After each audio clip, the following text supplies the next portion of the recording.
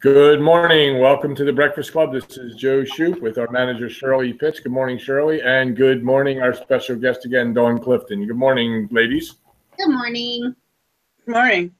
Let me maybe be the first to say happy Valentine's Day to both of you and to everyone. Happy Valentine's Day. Thank you. Happy Valentine's Day. I see that you're wearing red, Dawn, and I purposely put pink on for some reason. I don't know why I would do that, but I did it. It's good. Anyway, my mother would have been proud on Valentine's Day. She'd call me every year and say, "Do you have a girlfriend?" And when I said no, she would say, "Well, I will be your Valentine. I know you don't have one, so I'll be your Valentine." That's precious. I would say this. My niece, who's probably on the phone right now, who is very special to me, she lives in Florida. And so even though her boyfriend may be listening, she's going to be my Valentine today. That's awesome. She has always stayed in touch with me. She's always called to make sure I'm okay. And, you know, sometimes in families, that's pretty important. So she's real important to me in my life. And so, Kim, happy Valentine's Day. And tell that boyfriend of yours that I come first.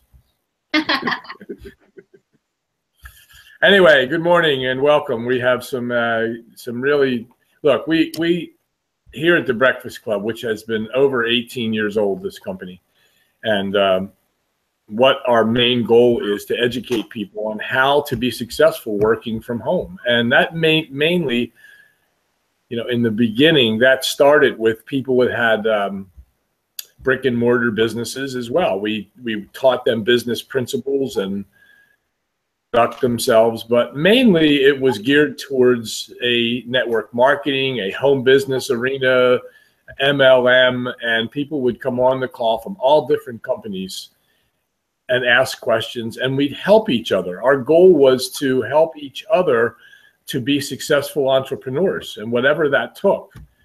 And it led into a communication class. It led into, you know, to the communication education, having people, and that without communication, it just doesn't work. So Dawn, I just want to comment, you know, I want you to comment a little bit about that. Not so much about the class, but just the importance of when you're speaking to people, how important is your dialogue with them? Oh, absolutely important. So I'm on Facebook a lot. I have a lot of contacts there, just from other direct sales companies, other MLM groups, if you will. You know, we're just kind of all connected. And I promise you, this is no exaggeration. I get 10 inbox messages a day from all different people in all different companies. And we've never spoken before. We've never even said hello, nice to meet you. Right. Immediately pitch their business, please join my team. Here's my link, please join me. Yeah. And I just look at that and I scratch my head and I'm like, I don't even know you. Why would I join you? So it's everywhere. Nobody, it sounds like they don't know what to do, which is one of the things we're going to talk about. Absolutely don't know what to do. I guarantee you. And I am 99% sure that they are not getting people in their businesses and in their teams. And that's what they need to do to build their income. As we know, Cooler Brands is very different than that. We don't have to do that. But there's a lot of other companies out there that rely on that for their income source. They have to have a large team under them. They have to be able to make commissions on everything their team does. And I understand the importance of that for them. And I feel for them because they don't have a clue that that's not the way you get people to join your team. And it's sad. I think, and let's ask the question to people on the call, if they would, through the course of this, especially now, just type in, why do you think, that was the topic today, is why is it you can't recruit? I mean, this is the lifeblood of our business, even at Cooler Brands. Without us sharing Cooler Brands, right, we won't exist. Now, you can come in, somebody has to tell somebody. In order for us to say, Cooler Brands is different because you don't have to build a team to have an income. You really don't. Now, it'll take a lot longer in Cooler Brands if you don't, but you still will. It's the only company I know that without recruiting or selling, yes, you can build a residual income. Yes, you can. But if you decide that you want to build a team of people where you can leverage your time and your efforts through those people, then you can build a bigger income for sure. And some of us have done that. So why do you think, let's ask that question to people, see if they have enough courage to type in, why do you think people can't recruit? Because obviously they can't, because the average person in their lifetime in every company brings less than 3 people. Mm-hmm. So why is that true? What do you think the problem really is? So let's give people a chance to, I would say, call in, but they can't do that. But if they can just write in, why do you think that is true? Shirley will help us to see if we get some responses with that. And let's address it. If you have any questions to, about that, it's like this because, and what can I do to change, or what can we do to change that? We can change that. I know that because I know the answer to why, most of it. But why do you think it is true? So let's see if people can answer that. In the meantime, I'll give you some answer. Well, let's just wait a few minutes for that. But Dawn, you're absolutely right. These people, it's a shame because they're not educated enough to know what to do. They just throw us into these companies and say, go ahead, go do it, and go tell all your friends. Okay. I mean, that doesn't work. Okay. It works for a little while, but you can't build a big income. No. And I don't know anybody, not one person in 23 years now, that has built a substantial monthly income by just selling the product that they represent. Because maybe they get 20, 30. I had somebody that had over 100 customers, and at $3 a piece, getting 100 customers is extremely difficult, but maybe gaining, I don't know, let's call it $6 a piece on the product. Let's call it 10. That's still only $1,000 a month. And working harder and harder and harder for $1,000 a month. Yeah. Now, I think you could get to $1,000 a month in Cooler Brands without doing all that. Yeah, definitely. Because of the way it's structured, Right. Yeah. Shirley, anybody typing in any answers? Oh, yeah. And it's this fear of rejection. Barb says, oh, they're coming in so fast. We'll go. Cindy says, burned too many times. What is it? What did Cindy say? Burned too many times. Burned, yeah. Okay, gotcha. Kenneth says, where'd I go? Okay, trying to be the solution rather than assistant. We're going to have Ken Parr on in the next, that's who's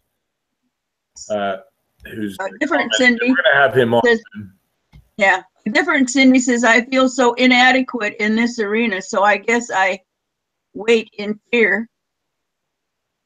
Brenda says, too many programs and too many scams. People are not trusting. Yes. Yep. Doug says, everyone can recruit. They just don't know how to do it properly. Amen. Mm-hmm. Mm-hmm. Jim says, NFL, I don't know what that is. No friends left. Oh, no friends left. Okay. Yes. And it also says fear of success is fear of failure. Hmm. Barb says saying too much from the beginning. Ah. Key right there. Yes. Let me read something to you here that I wrote down when I said, what is the real problem? Okay. And I wrote some things down. And if you guys want to chime in with that, that's fine. I just, here's some of the answers to that. Why people can't recruit properly. And these are not in any order at all, but follow up. People don't follow up consistently. Bottom line, they'll get a phone call. All of a sudden, they're going to get a message. People want to talk to them, and they get afraid. You know why? Let's lead that to the second part, because they don't know what to do. They're uneducated. They're afraid questions will come up, and they struggle to even follow up, even though they have a fish on the line. They don't want to reel them in because they don't know how. And then we got problems with leadership who doesn't know how to help them do it. Big problem in this industry. Tell you, go do it, bring them to me. And they don't know how to do it. And we all know that. We all know that. How many of you had uplines that, or people that you depended on to take somebody to, and you were unhappy with that particular process when they got on the phone? How many of you did that? See if I find some more things here. No structure. Absolutely no structure to the phone call. Don't have any idea, a pattern of behavior, of speech, and follow that down the line. They don't know how to stay in line with it. They don't know how to bring the person back to the conversation when the person wants to tell you all about their life. Wants to tell you and question you. That is such a great point, Joe, because I would actually be successful maybe once in 100 times of getting that person on that third-party call because they were either a friend of mine or they weren't, you know, uncomfortable doing that. And then the person that was supposed to be the expert, you know, after I edified them and whatever, and I looked at them as the expert because, oh my gosh, they're going to help me bring in this person. You know, this is my first recruit. And they would get on the phone and they flopped it. I was like, wait, you're supposed to be my leader and my expert, and what are you doing? Yeah, they have no structure. They didn't do anything to help me at all. They talked about the person and what are your dreams and, oh, what do you do for a living now? And it was just all small talk, and it was nothing. There was no meat to it, and there was no expertise at all. It was just conversation, and it was like, well, how is this helping me? Yeah, no objective. Let's throw that in. There's no objective to the phone call. What is the objective? What should the director be doing? What should the person be doing? And then what should the director be doing? What is their objective? Do they even know their objective? Before I would put somebody on the phone with a three-way call, you know, with a director call, I would want to know what their intent was and what their objective was and what is the pattern of behavior that we're going to follow here. And if they don't have an answer for you, that's not the person you should be using. You can't just get on the phone and start rattling away and having a conversation and being friendly and, you know, trying to entice them. We go back to Jeff Hoffman a couple weeks ago, and he taught us a process called sponging. And he said, look, I'm going to teach this, but I can tell you now, only 1% will follow up on this. Now, that's people already in our company that he was saying that to. Right. That was all of us. Only 1% of you will. I suspect he's right. Yeah. And so we have the same problem here. It continues on because it's a communication problem with either yourself or with another person. So I asked before with the call, I asked Shirley and Dawn if they knew a woman now, named Breanna Stewart. So for those of you that know Breanna Stewart and know of her, tell us yes, yes, yes, or no, no, no in the chat over there. I want to tell you a story about this woman. And it leads to what we're talking about, because in order to fix the problem we have, first it's an identification. We have to identify why it is you can't recruit. Okay, so I think we've covered, you know, if you have any more suggestions why, I think we can cover all of it with the lack of education, upline, no upline, real support, because they don't know. Sure. No follow-up, no structure. These things can be fixed. We just have to address them. Any yeses for Breanna Stewart? It looks like Ken knows her. UConn basketball, director in training. Find the interested party, director on board, enroll the interested party. Now, Breanna Stewart is correct. She last year, she was the leader, and for the past 4 years, prior to that, she was the leader basically as a freshman of the UConn women's basketball team. They have now, as of yesterday, I guess yesterday, that team, now she has moved on to the pros. Last year, she was, they won the national championship 4 straight years or something like that. I don't know what it is, but they're unbelievable. They're coached by a phenomenal, you know, Hall of Famer, best coach ever in college basketball, maybe of all basketball. As of yesterday, without Breanna Stewart, she's on to the pros, but I do want to talk about her rookie year. They just won their 100th straight game 100 games in a row they have won on that team at the University of Connecticut. Now, something is up when you have a coach like that, to have these girls playing, and they are phenomenal to watch. Phenomenal. I suspect they'll win another title this year. I'm not sure, but they are pretty far ahead of – there's another team chasing them. But wow. Now, that being said, Breanna Stewart went on to the pros. And this year, this 2016, she was Rookie of the Year. She led all rookies without any question. She was going to be the Rookie of the Year. And she led all of them in scoring. She led the league. I mean, in the top 5 in so many categories. Only 2 other people prior to that in the history of that league has ever done what she did. Now, you watch this girl play. Go look this girl up and go look at what this girl's capable of. She's 6'4". She is a phenomenal team player, shooter. She's just unbelievable. And I read this article last night, and I just want to read one part of this to you. After telling you that, that's what the article was all about, and showing all of her stats and how she compared to the current women and to all the rookies. But one of the things that they talked about was her commitment to the game. And this is, if I can find this now. I know I wrote this down. Oh, no, I didn't write it down. I put it on the like I got up this morning. I have to share my screen. Well, I'll read it, so I don't have to share it. Here we go. Let me just read the part of this article. And here's what it says. That is the Seattle Storm is who she plays for. And now this is way into the article, so we're just going to the last couple sentences is what I really want to focus on, but I want to lead into it. And the Storm has needed every minute of Stewart on the floor. As Seattle coach Jerry Buchek said in the Storm recap, Stewie stepped into a situation where all eyes are on her because we are in a legitimate rebuild. So she is having to handle heavy load for a rookie. I think that says a lot about not just her talent, but the it factor that she has, the it factor that she has. She is comfortable with pressure, with responsibility. One of the things that I really, really respect about her is that she is extremely hungry to be coached. The really great players have that quality. They want feedback. Now, I want you to think about that for a minute.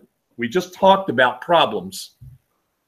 We just talked about what it takes. 98% of the people cannot recruit to their own satisfaction and maybe to the satisfaction of the company and their team. It relies on an old adage that this is a numbers game. And the more people you get, well, most of them won't do anything. But if you build a big enough team, they'll buy the product and you'll make money. I mean, what a terrible way to do business when you think about it. A terrible way. It's like saying I own a store with 20 employees. Now, 18 of them, 17 of them are going to be very unhappy working here. But it doesn't matter. They're going to bring people in and we're going to make money, even if they're not happy. I mean, that's the philosophy that's subconscious, I suspect. And one of the reasons that we need to focus on stories like Breanna Stewart is the fact that people have to want to be coached. They have to want to do the right thing. They have to want to be taught, and they have to understand that with that comes constructive recommendation, as most people know as criticism. It's going to take that. Sure. We work every week with a group of people. Dawn Clifton is one, Shirley's another, and a couple other people every Wednesday and Thursday night. And it's not easy sometimes to hear that, when questions are asked that you don't have the answer, or start, asking questions that, that are going to make a difference in your life. You have to know these things. That's what we do. We work on that. In the next couple of weeks, it's going to get a little tougher with, putting people to the test that have been through a communication class and see what they know and what are they willing to do. So if you're willing to commit, and I know Dawn, Shirley, and a bunch of other people are willing to say, I want to be coached because I want to learn why that I'm not recruiting or my team isn't as big as it should be. And we all know it comes down to what we just talked about. It talks about structure on your phone call. Just being on Facebook, as you know, Dawn, isn't going to cut it if you can't communicate, whether that's through an email or a text or whatever. Eventually, you're going to have to talk, especially if they join your team. You're going to have communication, open communication. And what are you going to tell them to do if you don't know what to do? Exactly. Go to Facebook. What if you recruit somebody that's, not equipped at all with Facebook or Twitter, and you tell them, here, you just do this on Facebook, and all of a sudden they go, well, what do you mean? I don't even know anything about it. Now you're taking them from, kindergarten now and trying to bring them up to senior year in high school, and it's going to take time to do that. Yes. So we have to focus on willing to be coached, willing to want feedback when you're doing good and when you're doing bad, or let's say not doing something that's going to make you successful. So that was really the message today, is that, are you willing to be coached? Are you willing to do that? If you are, then you really can, succeed in this company. But you have to really learn what it is, that phone call, that fear of the call, that fear to follow up. Yeah. Do you have a structured plan? Yeah, go ahead. Sorry. I'm so sorry. That's exactly what I wanted to bring up too. You're going to have to step out of your comfort zone. I'm a very shy person. You may not realize that, but I'm extremely shy. And I've never had the confidence to talk to anyone. Never. And that's why I failed in every business I tried over the last 20 years. 7 different businesses were just non-existent for me. I made nothing. I bought my own product and I poured money into it every month rather than making anything. I never even broke even. I had no confidence. I couldn't talk to people. I couldn't call people on the phone. So, you've taught us you have to step out of that comfort zone. I will give you the confidence because you'll know exactly what to do. You won't have that fear because you can fall back on this. That is crucial. That makes all the difference in the world. And about follow-up, you said something really important, that follow-up is just very important, but that's another piece of the puzzle that a lot of people don't even understand, and they don't have a clue how to follow up with anyone. What in the world would I say to them when I call them the second time? I've already talked to them one time on the phone. Well, now what do I do? They don't have a clue. Yeah. Learn that. Different for you now? Very different. Oh my gosh. I can talk to anyone. I'm not afraid of anything anymore. Literally not afraid. I can see that in you over the last couple months now. I can see the entire change of our conversations and being able to teach people to do that. So I'm excited about that. I'm excited about, about taking a group of people and having them understand this. But you've got to get to where I'm talking to everybody now, you got to get to this Breanna Stewart level where, I watched her all through college. I rooted for that. As soon as I saw that girl play and the team effort that she gave all the time and oh my gosh, it was mind-boggling to watch this team over the past 4 years. I just was very excited about this, and I'm now excited watching her in the pros.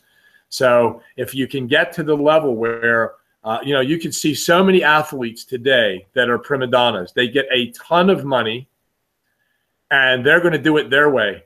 They're going to walk onto the field and do protests. They're going to talk on the field with cymbals, and they're going to dance in the end zones and, do crazy things because they're the show. You'll never get that from Breanna Stewart. That's not who she is. She's a team player who is willing to be coached and willing to be, I'll use the word criticized. I like the term constructive recommendation. And she's willing to put herself out there to say, Coach, tell me what I did wrong. Tell me what I did right, or I can't get it right. So that's what it has to happen. And I just wanted to talk about that today. So we're at the bottom of the hour. And Shirley, I wanted you to comment question about that. Yeah, sure. I have a question. Sure.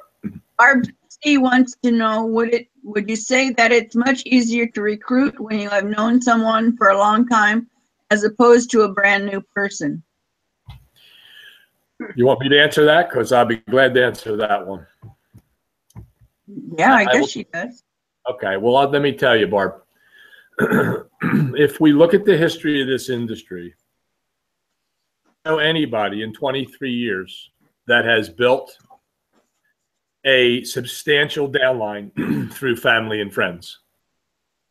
Let me say it again. I don't know anyone who's ever done that, who went to all their buddies, their family, and the whole family, and all their buddies are all involved, and they're building. Now, did they recruit some of their friends? Yeah, I have too. And I have had my family involved in a number of businesses as customers. They bought product from me. Does that help? Yes, but it's not going to build my team.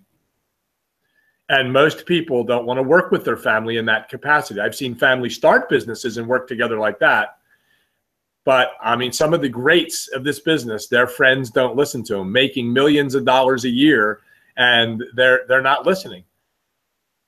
My friends looked at a $30,000, $40,000 check and told me it was a Ponzi. And, you know, that's what they do. I don't care how much money it is. It doesn't make any difference. They'll tell you it's a Ponzi. It's not there. And what are you doing? Because whatever. I don't know what causes that. I just think that I was better off, Barb, recruiting in a cold market. That was me. That doesn't mean I have autoresponders that go to my family and friends to show them the products, and which I suggest you do at Cooler Brands, is to show them. If there is an interest, they'll come back to you if you ever have a conversation with them and say, yeah, I'm getting royalties on these products that I'm showing you, but I wanted to introduce them to you because I thought you'd have an interest in the product. Some of these things you can use. That should be the mentality behind your conversation. Begging them to do and look and tell them go to a webinar and they don't show up and, you know, what's wrong with your family? That doesn't work. There's nothing wrong with your family. First of all, let's take a look at this. This is what one of the things we teach in the class is this. Why do you think people wouldn't follow you anyway? I mean, the best shot is you're making money and showing them, and maybe some will follow you. But if 98% of people aren't making any money, who would follow that? Who in the world would follow a friend who was working in a company that they weren't making any money? Why would they do that?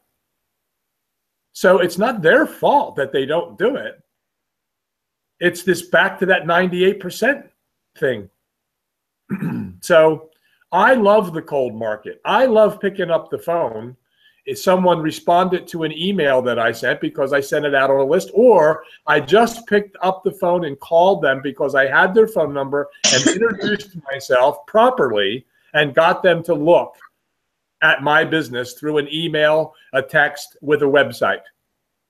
I like that cold market. There's no fear behind that. I just find out if they're interested in a career change, if the money were right. Or are they still interested in managing a business from home? Because that's the key to this business. Are you interested in managing or learning how to be successful managing a business from home? Because our company can teach you to do that. If they can have that confidence in you that you can show them that, they're going to look. And this is not a miracle. This isn't a quick fix here.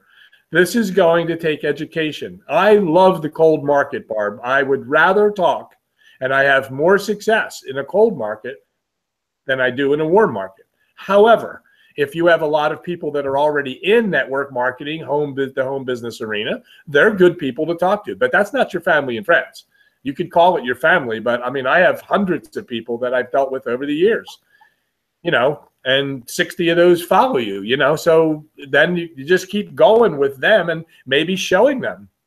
Those people want to know how much, what do you want me to do and how much you're going to pay me to do it? And you better have answers to that. So, Barb, yes, I love the cold market, but don't stay away from your warm market. Do the right thing with your warm market and keep showing them the products. And maybe they'll be shopping through your store and through your emails and seeing what you have. And I suspect that most people would want a zip-in store or I love this new pen. I can't wait to get this tripod pen. I can't wait for that. I mean, I am so bad with putting my phone down. I'm very excited about that. So that'd be one of the things to keep them introduced to your products. What do you say about this, Dawn, about friends and family and stuff? I never had to. Ever. They know me. They know all the different businesses I've been involved in. I mean, they've known everything about me, right? And they know I've never had success. So they're not about to follow me down that path. They don't know that Cooler Brands is very different, okay? They don't know that I found something different now. They look at me with the same old, oh, here she goes again, They don't want to do anything. And you're not in that boat alone.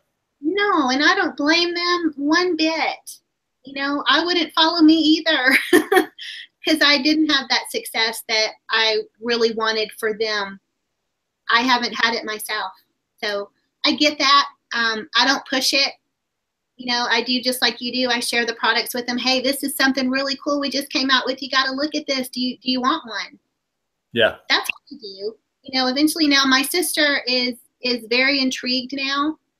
He's starting to ask me questions about, well, what is this? Okay, super. You know, I'll just kind of ease that conversation and I don't want to turn her off, certainly. Right, right. So, and there's another thought that we'll cover this maybe next week, is that how do you get out of what if she gets to you in a family setting and across the table at Easter time, she asks you about this. What in the world do you do? How do you avoid a discussion about your business at the dinner table, or maybe in a group and you're sitting in the living room and somebody wants to ask, hey, how's that going? What do you do? Most people have no clue what to do. They start thinking, oh my gosh, they're interested. Let me start blabbing. Yes, and then you vomit all over them. Terrible. And you say too much, and people don't understand that that's not the way to go, because that's going to turn them off more than anything else. But they don't learn to do this, they're in trouble. Yeah, they don't understand that. Let me conclude with this. There are theories, I would say, in this business, or 3 ways to find new people, find the interested parties. Here's how you do it. The first theory is to sell your product to recruit them. So it's called sell to recruit. And a lot of people like to do that. Just what we just talked about. You'll introduce the product and eventually they may ask you, and maybe they'll come aboard with you. So you sell to recruit. The other one is recruit to sell. You bring them in your business, and a bulk of the business is built on recruiting people who buy the product and they don't do anything, but they keep buying the product. So you recruit them to sell them, okay? And then there's the recruit to recruit. The mentality of, I have to find a person who's interested in managing a business from home, who wants to stay with the program, who is willing to go out there and find more interested people. And not to sell them, but to recruit them. And yes, they will come in and you buy the product. But if you focus totally on the building part of it, if that's what you want to do, then my theory is, well, I don't care where and who you talk to, it's recruit to recruit. Keep recruiting. Now, I know Cooler Brands doesn't force and want people to be forced to do that. That's okay. And that's not who I'm talking to. I'm talking to the people who are actively saying, I want to build a business. And there are those 3 ways. You can choose whichever way you want. I personally like to find people who say, I'm interested in making money. That's what I want to do. I want to build a successful business and I want to help others do it. You have that combination, then you can find people who go to work. Mm-hmm. So something really key there. You said interested.